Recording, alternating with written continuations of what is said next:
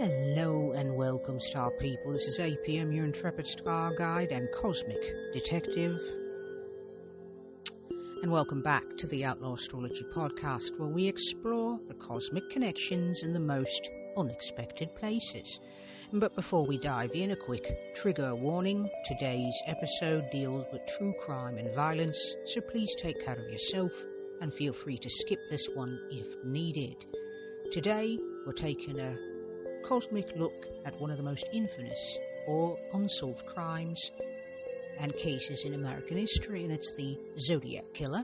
And we'll be examining the astrological aspects of the crimes and the search for the perpetrator. So, as always, remember that astrology is a tool for understanding, not for justification.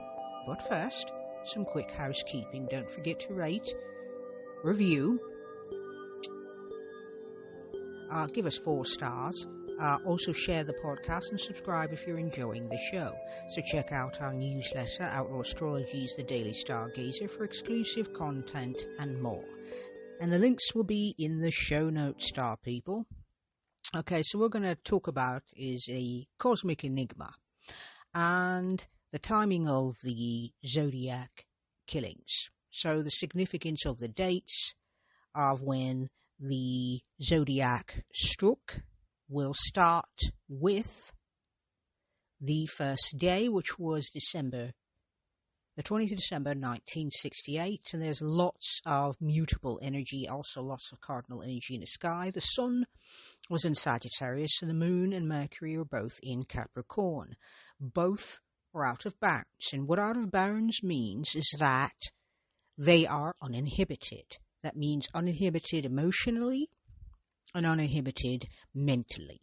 That was the energy. Now, keeping in mind, this was also the late 60s in San Francisco. And so the sun and the moon were in kind of nicely, a bit tension and alignment, because the sun is in Sag, but the moon is in the next sign over in Capricorn. And so that can sometimes be called a semi-sextile. And that means that the energies don't play well together, but they also sometimes don't see each other. Mars was in Libra, the sign of its detriment, and what that basically means is that Mars is not comfortable in Libra. Libra is highly diplomatic, highly peace-loving, and Pluto was in Virgo, and what that means is this is the Pluto in Virgo generation, and this started from about 58 and went to about late 60s, so as late as 68, 69, and Pluto's about the shadow. So Mars's motivation, the moon is the internal stuff, and Pluto in Virgo is about self-improvement. It is about having ideals that you live by that move you forward. And in Virgo, it can be overly exacting and anxious. So that is the cosmic stage as it is set. Materially, this was going on in the late 60s in San Francisco. The Summer of Love was 1 year previously, 1967. And so the Golden City is what I'm calling it, the City of Clouds. It's quite beautiful on a day where it's nothing but clouds. It looks as if the city's floating on clouds. And so this was very counterculture.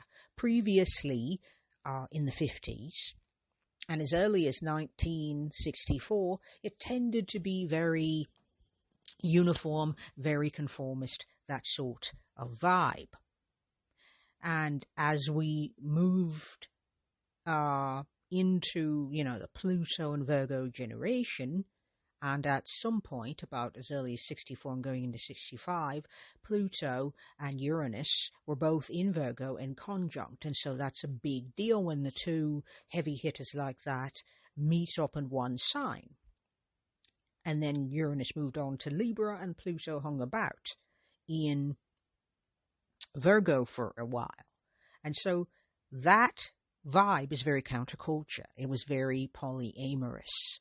It was very nonconformist. It was very communal. It was very Age of Aquarius. And San Francisco is also a very large city, and even back then, very lovey-dovey. to give you an idea. So that is the material energy going on. And so that served as a backdrop of the first grouping of murders. And the first murders happened on the 20th of December. And the two victims mentioned, let me give their names, because that was called the Lake Herman Road murders. And they occurred at 11:10 p.m. when David Arthur Faraday and Betty Lou Jensen had gone out as early as 8:30, and their lives were ended when they were attacked at 11:10. The police turned up at 11:20, and it took about 2 to 3 minutes for the crime to occur. The shots were heard by a caretaker nearby, and so was able to speak to the police and tell them what they knew of the crimes. And that is the energy of that time. So the moon hanging out in Capricorn, out of bounds, in bounds would be about tradition. It would be about being serious, about having boundaries, about being serious, very responsible. This was very 1950s sort of conformist energy. The late 60s were a reaction to that. If everybody was buying a house and getting married and having children and all of that sort of thing, the late 60s were a reaction to all of that. It was social justice, activism. The civil rights movement was very much strengthened. There was a lot of people considering, is monogamy something I want? Is a house in a suburb something I want? Do I want to be a company person and typically a company man? So that was the type of energy. And when the moon is in Capricorn out of bounds, what traditions might be attractive or provide security, they suddenly don't. That means that moon is free to find traditions or to upend the ones that they have. Mercury in Capricorn is very scholarly, very serious, kind of broody, wants things to make sense. When it's out of bounds, it is free to contemplate outside of social structures, which is what happened and was happening at that point. It was a time of upheaval and disruption, and some people might have experienced that as chaos. And so consider a city being terrorized by what is known, the person known, who came to be known as the zodiac. There are 4 conical killings, and we're going to go into the 4 of those dates and briefly give the moon, Mars, and Pluto on that, so as to figure out astrologically, what could that tell us? So, the first set of murders occurred in Benicia, California, and it was when the couple, David and Betty, were parked at what would have been called a lover's lane in a section of the city known as Lake Herman Road. And they were teenagers. He was 17, she was 16. And then there's the next set of murders that happened about the 4th or the 5th. I cast the chart for July 4th. It is the next year, 1969, in the summer. Darlene Ferrin, 22, and Michael Mago, 19, had gone out for the evening to enjoy each other. They were really not that far from the Lake Herman Road. They were in Vallejo, California, at what was known as Blue Rock Springs Park. That is about... They were stalled at about 70 feet from the entrance when a stranger appeared and seemed to be watching a little bit too closely, and then disappeared, and then returned, parked a few feet away, and then got out with a flashlight, and then proceeded to attack the couple. They were shot, they were both shot twice. And the caretaker heard the shots at 12:10, and the police turned up at about 10 minutes later. The perpetrator left no clues. Now, keeping in mind, I am not going to go in excessive detail because I want to focus on astrology and not on the crimes themselves. I'm just going to give enough detail to give us an idea. And about 12:40, which is 20 minutes after the police arrived, they receive a phone call in which someone at the end of the phone claims to want to report a murder. It is assumed that it was indeed the murderer in question, and that there was eventually a description because Michael survived, but Darlene did not. And so we are now at 3 deaths, and so we're going to look at that chart. So the sun is currently in this chart in Cancer on July 4th, which is Independence Day. It is at 12 degrees 7 minutes. It also shares the same, it's in this co-present with Black Moon Lilith. Black Moon Lilith is about repression, so the repression of anything nurturing, caring, that sort of energy, that's the type of vibe. It's a rejection of femininity as it previously existed, like 1950s housewifey type of femininity, and that moon was in Cancer, and so the type of vibe would be, you would think, nurturing, but it can be smothering, it can be stultifying, and that is the way I'm choosing to read it. At 22 degrees 46 minutes, we will find Pluto, co-present with the South Node, the Descendant, and Jupiter, all of this happening in the 7th house in Virgo. So the 7th house is the other, the discerning. So it means other people are going to be tending to be self-improvement types, but very analytical, a little on the anxious side, and I would say self-critical. Learning to be discerning can come off very hurtfully and critical. Now, what does this tell us about that particular day? Energetically, 1969 is also around the time where we're starting to get more chaotic. And at this time, the counterculture that everybody's experiencing is being criticized from outside by other people. And it's also the house of open enemies. So someone who might, the energy might be critical in a way that's neurotic, passive-aggressive type of energy. And considering that Jupiter is about 3 degrees off of Uranus in Libra, which is hanging out in the 8th house. And the reason why I mention that is when Jupiter and Uranus are heavy hitters, when they're in a dissociate alignment or conjunction, what it says is you pay attention to the house placement. Uranus is the 8th house is death. Uranus is unexpected and shocking deaths. That's how you could read it. And grief. So unexpected changes, but endings can be changes, including death.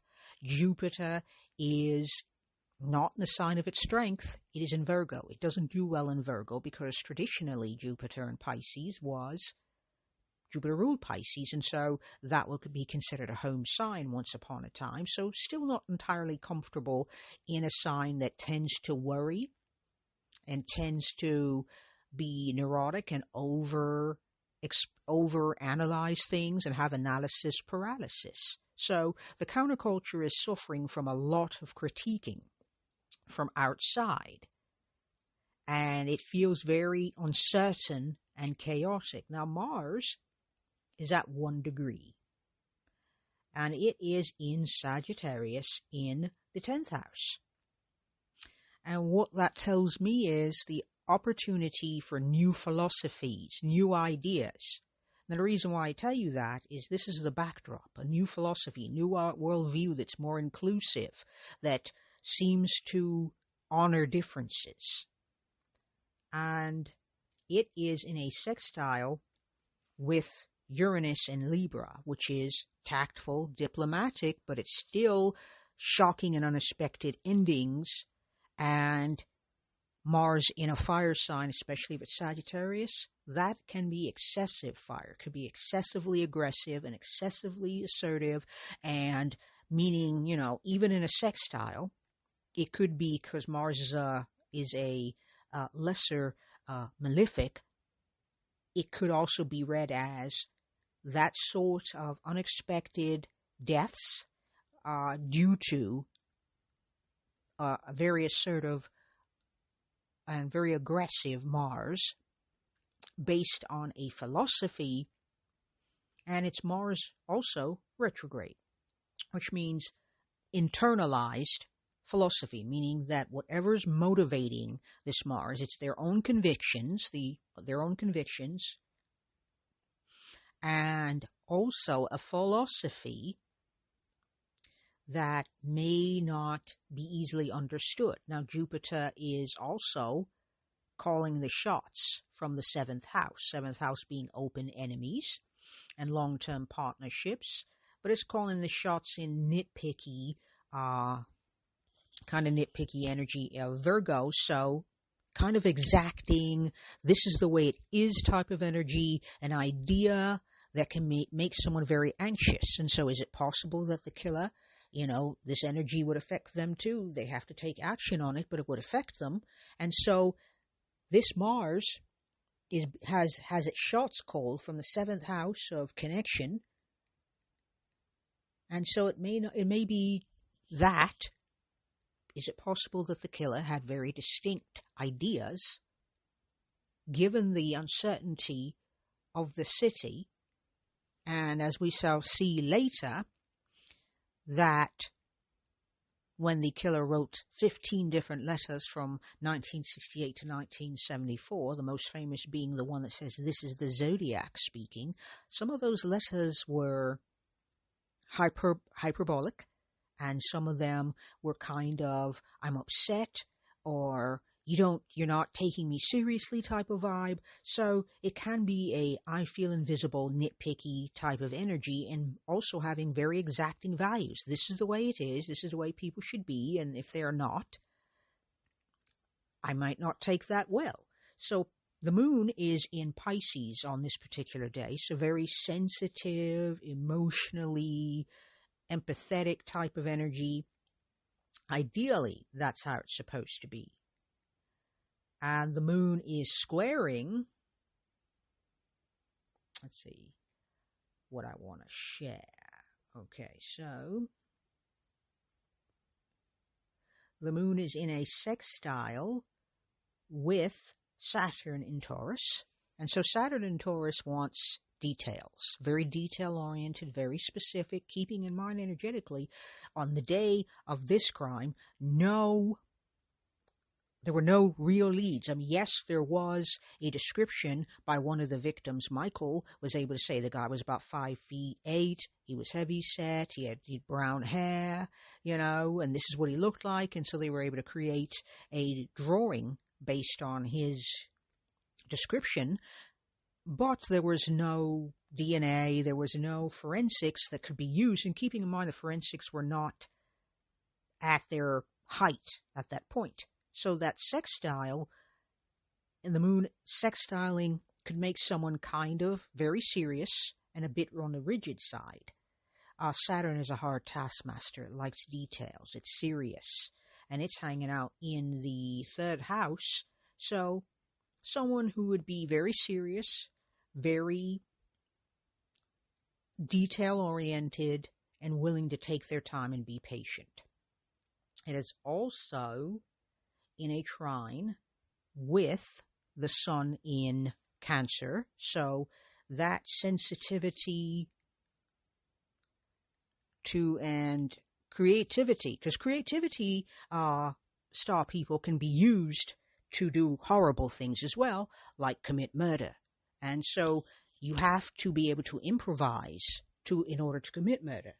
And this person changed the style of the attacks. In this case, it was shooting, and as we shall see, predominantly shooting. But sometimes the killer would change it up a bit. For these first two crimes, it was done at night. The next set of murders occurred at Lake Berryessa on the 27th of September 1969 at 4 p.m. is when the couple, two Pacific Union College students, Brian Hartnell, 20, and Cecilia Shepard, 22, were picnicking at Lake Berryessa near a sand pit at Twin Oak Ridge. Later, they noticed someone watching them, and the fellow behind a tree wearing an executioner's hood and clip-on sunglasses. He was brandishing a weapon, and one of the victims believed that weapon was a .45. He attacked them, tied them up with pre-cut lengths of plastic clothesline, and then proceeded to attack both Hartnell and Shepard with a knife. Then hiked 500 yards up a road called Knoxville Road, leaving footprints for investigators to study, in which point then he left a note noting place, date, and weapon used. A fisherman and son heard the victim screaming and went to assist, followed by two park rangers who arrived and tended to the couple while the ambulance arrived. Cecilia didn't make it. She succumbed to her injuries while Brian Hartnell was able to survive, and 2 days later began to recount the tale to the police.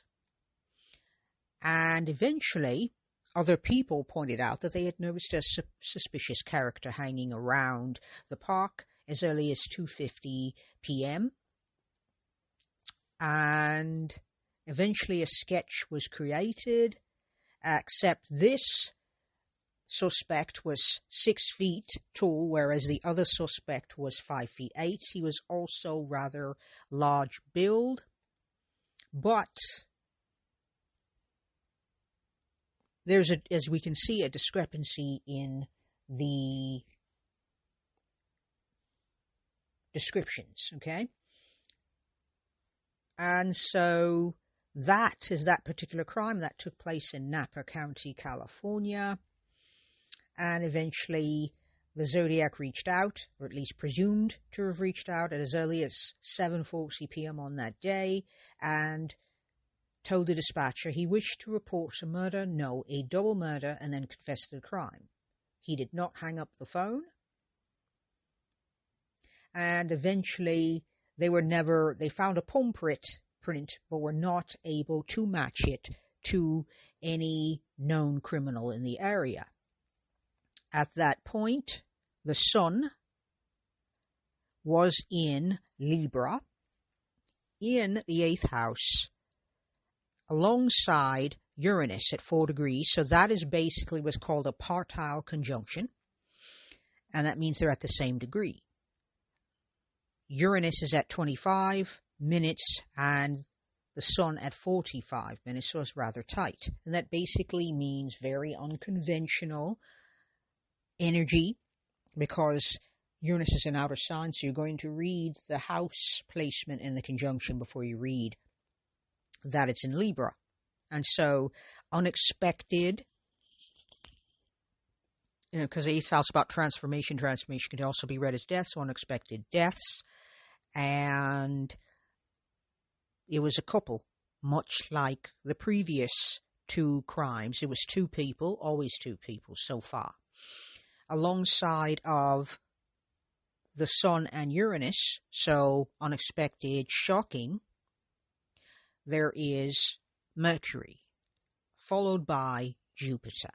So there's a lot of 8th house energy, bringing out those 8th house themes of death and sometimes destruction. In the previous house, at 25 degrees, 18 minutes, is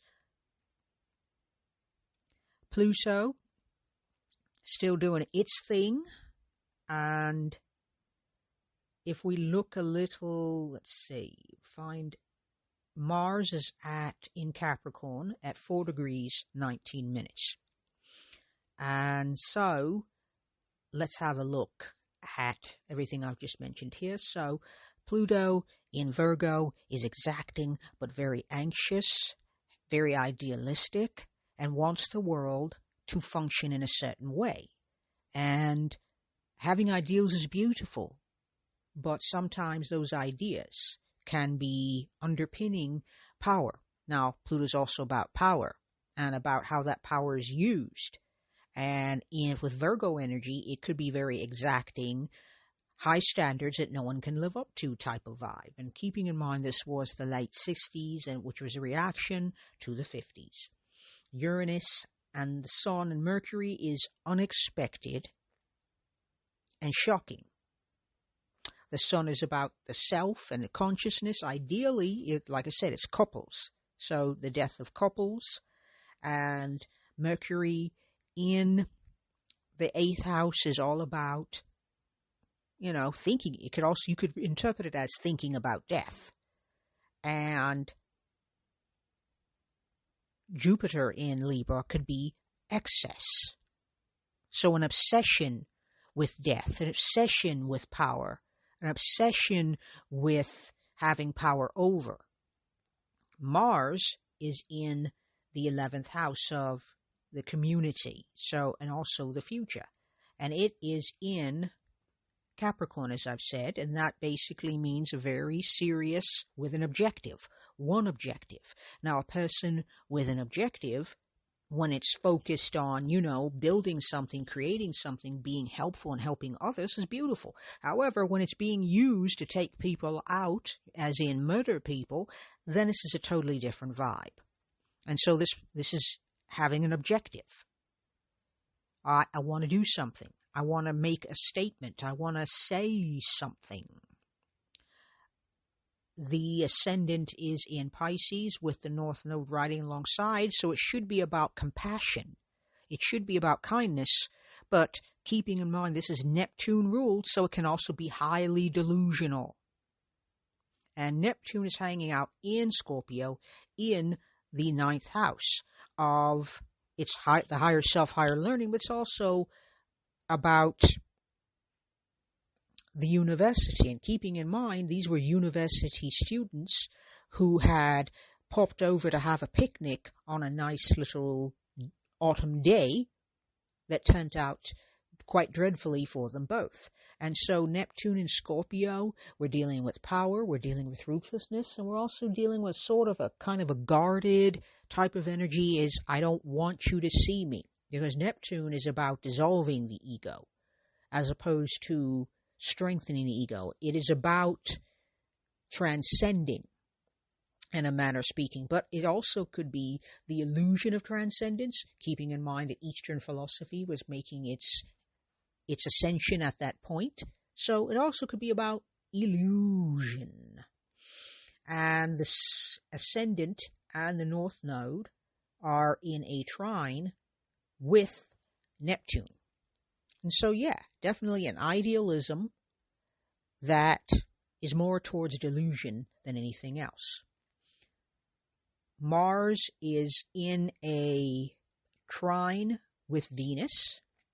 And so those two energies is a benefic going up against a malefic.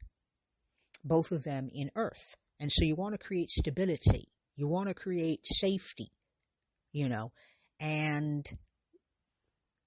in the community. But if you look at it, it could be someone who's very nitpicky, has really high standards, impossible to reach standards, and they're motivated by objectives, by an objective that may not be socially acceptable. Maybe traditional values, keeping in mind that this was a lot of tumult going on in a part of the city, San Francisco, which is known highly for counterculture, and so maybe a tendency to want tradition to carry more than it does.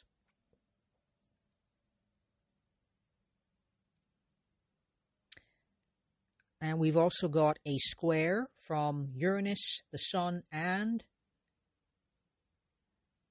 Mercury to that Mars. Because that's all in Libra, this is in Capricorn. And so that energy is, I'm not going to play nice. Ideally it should play nice, but it's not playing nice. Ending people's lives because they're not, and who knows? Here's the thing. How are we choosing these victims? Usually, as you've noticed, it'll be a male and a female.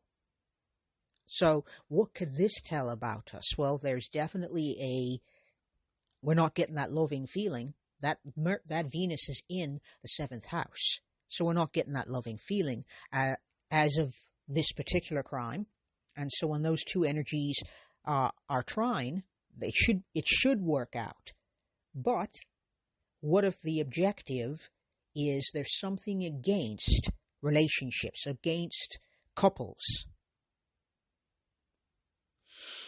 2 weeks after the 27th of September, we have another confirmed murder which takes place at Presidio Heights, which is in downtown San Francisco.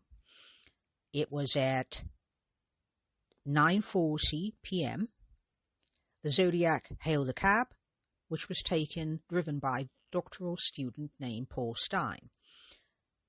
The killer gave Presidio Heights as the destination, and when the taxi arrived at that destination, the killer asked to be driven another block. At the next destination, at about 9:55 p.m., the Zodiac shot Paul Stein with a handgun and took his wallet and keys. The crime was witnessed by 3 teenagers who happened to be in a home across the street from the cab that Stein was in with the Zodiac, and the Zodiac's face was clearly seen by streetlight. They watched as the killer wiped down the vehicle, rifled through Stein's clothing, and left behind 2 partial fingerprints from the right hand. Whilst the Zodiac was tending to the cab, the kids called the San Francisco Police Department and described the criminal as a husky white male in a dark or black jacket, and his dispatcher mistakenly alerted the San Francisco PD that the suspect was African American. 2 minutes after that, nearby patrol officers responded to the dispatch. They encountered a white male in dark clothing walking north towards the Presidio Army base.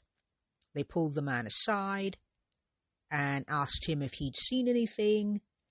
He said he saw a fellow with a gun running east. The police officers left. And then the Zodiac later claimed that it was he that spoke to the officers. The officers then arrive at the scene where Paul Stein was declared dead, and then the police canvassed the area, including the Presidio, at which point the Zodiac was long gone by then, having proceeded by car. Okay, so that is what happened on that particular day of the crime, and let's go very quickly. We're going to look at Mars. Mars was still in Capricorn, but it has moved to the 8th house. So now the motivation now is the singular objective to do away with someone. Because remember, 8th house is the house of death. The sun is hanging out in the 5th house. So we're getting very improvisational, very creative. Moon is now in Libra. And this is very speculative. So when we're talking about speculative, it's a gamble. You don't know when you commit a crime. And once again, keeping in mind that this one was not done with a knife, we're back to a gun again. When you commit crimes, you're absolutely speculating. You have no idea whether or not this crime as you're about to create, or this crime you're about to commit is going to happen as you plan. So, Moon in Libra can be very people-pleasing. So you can imagine the Zodiac being very helpful to the police officers. Oh, yes, I saw that man, of course. Because, 5th house is pleasure, so we're doing something we like. And being very helpful, we want to be a good citizen. In addition to that, the sun's there at 18 degrees. Jupiter is hanging about at 16, with Uranus and Mercury at 5 and 1 degrees respectively. And so that's a lot of Helperton energy. Okay? And what that tells me is that, yeah, it makes perfect sense that he would help the police. I mean, he wants to be a good citizen, in the moment. And also, you want to protect yourself. You don't want to get caught. He was wearing dark clothing, after all. They could just as easily looked at him, but they didn't. They didn't, which is really interesting. Uranus is, at 25 degrees, still in Virgo, but in the 4th house now, so kind of anxious energy. And let's look across the way and see if there's anything happening. Chiron is at 3 degrees of Aries, and I mention that because it is forming a opposition to both 1 and 5.